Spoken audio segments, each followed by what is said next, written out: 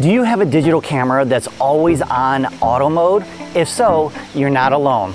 It's exactly where I started 30 years ago, and so have thousands of my photography students. And that's why they almost always create average photos they're not proud of. But it doesn't have to be that way. My name is Chris Parker, and I'm a pro photographer and instructor. In this short video tutorial, I'll share 5 simple photography hacks to help you get off automatic mode and help you create amazing images that will impress family and friends. I know this is a big promise, and if you're struggling with the technicals of your digital camera, you're probably skeptical, and I totally understand. When I started in photography in 1989, I struggled with the technicals too, until someone showed me how to overcome auto mode and get off of it once and for all. So I know exactly how you feel, and that's why I've recorded these 5 simple hacks for photography beginners like yourself to help you create images like the pros. ISO is an extremely useful camera setting that will allow you to increase the brightness of the available light. So let's go over what ISO is all about, how you can change the brightness of a scene, and how it affects your image. So ISO is a scale carried over from the film days when you had a range from ISO 100 to ISO 3200, and in the film days, film was sensitive to light, and a higher ISO allowed you to shoot in low light situations like at sunset or indoors. The concept is similar with your digital camera. However, your digital camera isn't sensitive to light. So instead, your camera has to amplify the light to make it brighter. So the available light becomes brighter the higher the ISO you choose. So think of ISO like a light dimmer switch. The more you move the switch higher, the more light you'll get. This is how shooting under challenging lighting conditions 24 hours a day is possible, but there is a major side effect to using higher ISOs. So let's create a couple of images and I'll show you the problem it creates. So right now I'm in program mode, and you can get in that mode as well by selecting the letter P on the dial or the menu on top of your camera, or in the menu in the back depending on your camera. And the ISO is set to the default of 100. Now depending on your camera, the default ISO might be 200. So let's go ahead and try it out. As you can see, there's some motion blur of the people walking about. So if that wasn't your creative intention, and instead you want to freeze the action so everyone is in sharp focus, you can fix this by increasing the ISO. So most digital cameras have an ISO button either on top or the back of your camera, and then you can use one of the dials to change the ISO. So I'm going to go ahead and increase the ISO to 4000 and create another photo. Alright, so the higher ISO froze the action and everything is now acceptably sharp.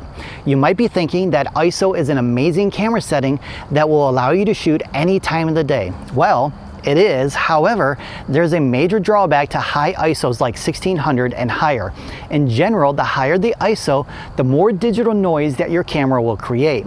So what happens is, when your digital camera amplifies the light, the result is digital noise.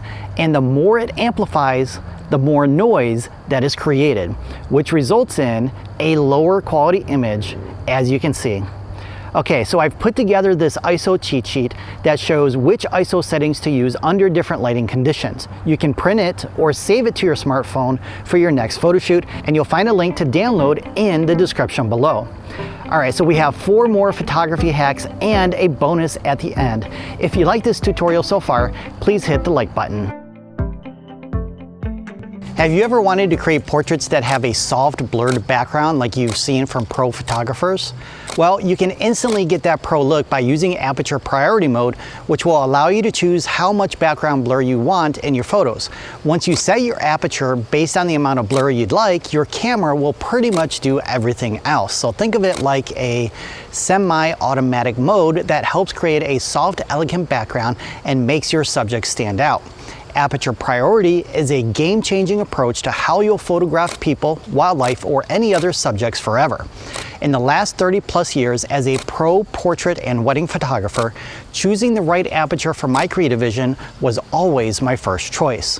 So when you start using Aperture Priority, it will also help you create professional-looking images. To use this camera mode, grab your camera, and I'd like you to switch your camera mode over to A if you're shooting Nikon or most other cameras, or AV for Canon users. Next, you'll need a friend, or convince one of your kids, or maybe one of your siblings or anyone else for a test shot. If you're using a zoom lens, zoom in all the way in for best results. If you're using a prime lens, like a 50mm, move closer to them until you fill most of the frame. All right, before we change our aperture, it might help to know what an aperture is. So an aperture is a small circular hole inside your lens that opens and closes based on the aperture number you choose. In photography, apertures are referred to as f-stops or f-numbers, like f2.8, f4, f5.6, etc. When it comes to the amount of background blur, a large aperture opening will create more blur than a small one. To maximize the blur in the background, you'll want to use the lowest f-stop number on your lens, or if you're using a newer digital camera, the f number will be displayed on the digital screen. For the lens I'm using, it's 1.8. Yours might be different. It could be f2.8, f4, or possibly f5.6. Regardless of what your number is, go ahead and change your aperture to the smallest number. All right, so I think my daughter is ready, so let's go ahead and create a photo.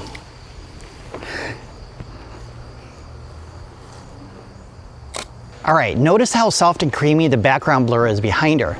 That is the result of using a small aperture number. You'll get a similar result when using Aperture Priority mode with a small aperture number.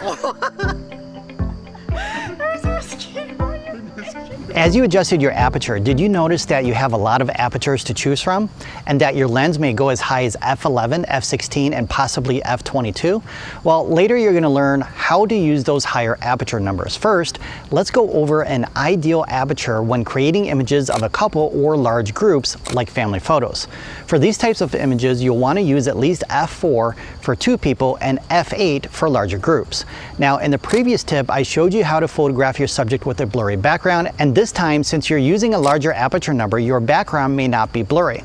However, it's more important for group shots to have everyone in focus versus a blurry background. Otherwise, someone is not going to be happy if they're blurry. All right, to ensure everyone is in focus, make sure you're in Aperture Priority mode. Change your aperture to f4 for 2 people, or 5.6 for 3 to 5 people, or f8 for larger groups. And let's go ahead and create our first photo. All right, so for this first image, both of them are in focus, and now let's move them into a different position so that he's behind her. And because of that change in position, it's possible that he will not be in focus this time, or at least in full focus. So let's try it out again and let's see what happens. All right, so this time he's a little out of focus, and you can see there's a little bit of blurriness along the edges. So if this happens to you, try 5.6 and possibly f8 for larger groups. So I'm gonna go ahead and switch to 5.6, and let's go ahead and reshoot. All right, so this time they're both in perfect focus. Have you ever created a photo of a stunning landscape only to discover later that a significant portion of the image was out of focus? Well, the solution to ensure everything from the foreground to the background is in focus requires using the right aperture. Previously, you took some portraits with a blurry background by using the smallest aperture number on your lens. This time, for landscapes, we're going to use a higher number. Now, for this lens, the largest aperture number is f16, and that's what I'm going to use for this first image. All right, so I'm still in Aperture Priority mode, and I've set the aperture to f16. So let's go ahead and create an image. All right, so as you can see, the foreground and everything else that stretches out as far as the eye can see are all in focus. All right, so I'm gonna go ahead and change the aperture to 1.8, and let's go ahead and create another image for comparison.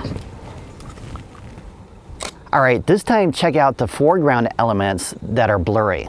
For stunning landscapes, with everything in focus, use a high aperture number like f11 or f16. Download this free aperture cheat sheet via the link in the description below for more tips on which aperture to use and when. Have you ever seen travel brochures or magazine photos of waterfalls where the water is silky smooth? Or how about images where every single drop of water is visible? Well, you can achieve these creative images by switching to shutter priority and choosing the appropriate shutter speed. So your shutter speed is simply how long it takes for the shutter to open and close to create your image.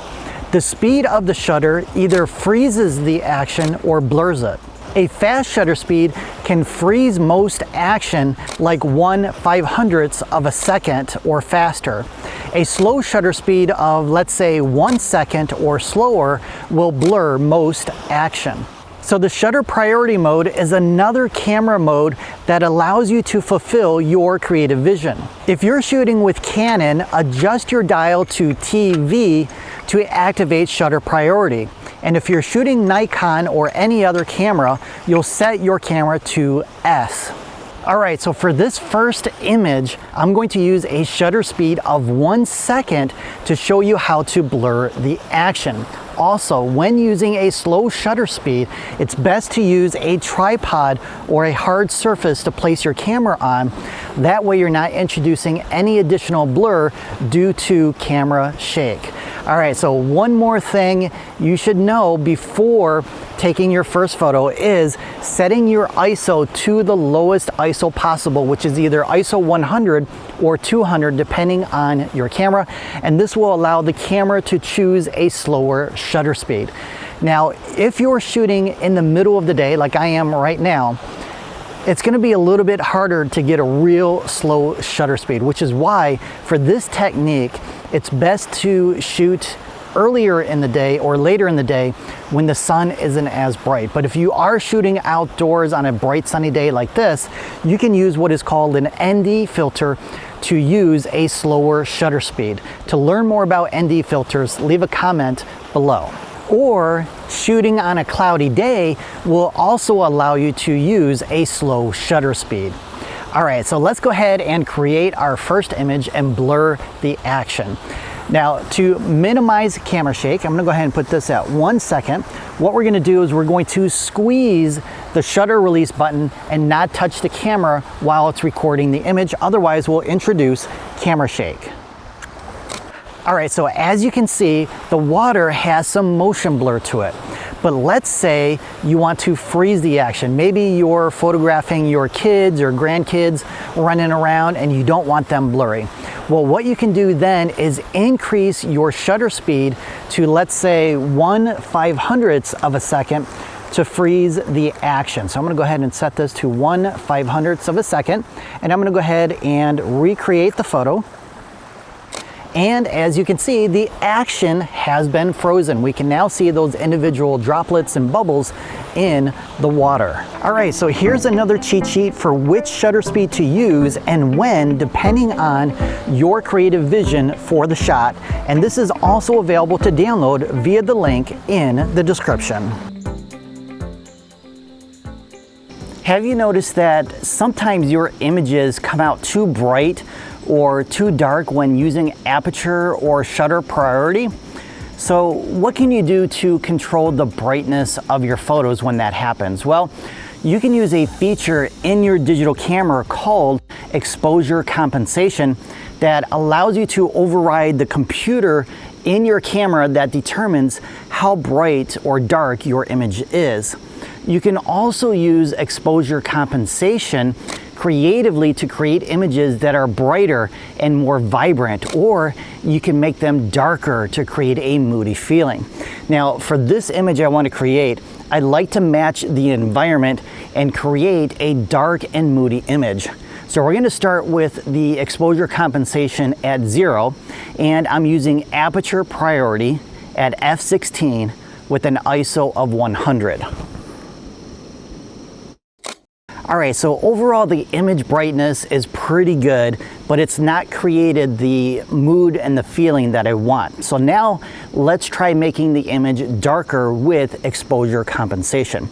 Now, to access exposure compensation on most camera models, you're gonna need to find the button with the plus and minus symbols, and this could either be on top or the back of your camera, and you're gonna press that button to activate it, and you'll be presented with a scale that goes from +3 to 0 to -3. Now, depending on your camera, these numbers might be reversed. Either way, a positive number will make your image brighter and a negative number will make it darker. So let's change the default of 0 to -1 and retake the photo. Okay, so the image is darker and moodier than before, and with a little editing magic, we can create a dark and moody feeling. All right, so as you've seen, you can get amazing creative images with Aperture or Shutter Priority. Now remember, it's not the gear, but the person behind the camera that creates the image. And if you know how to use your gear, you'll get exceptional results. If not, even the most expensive gear won't help you create photos you'll be proud of. Now, although I didn't hold anything back in this video, I can share only so much in a short video. This is why I've created a free, friendly online photography community where you can learn more about creating amazing images. Click the link in the description below to join, and I look forward to seeing you on the inside.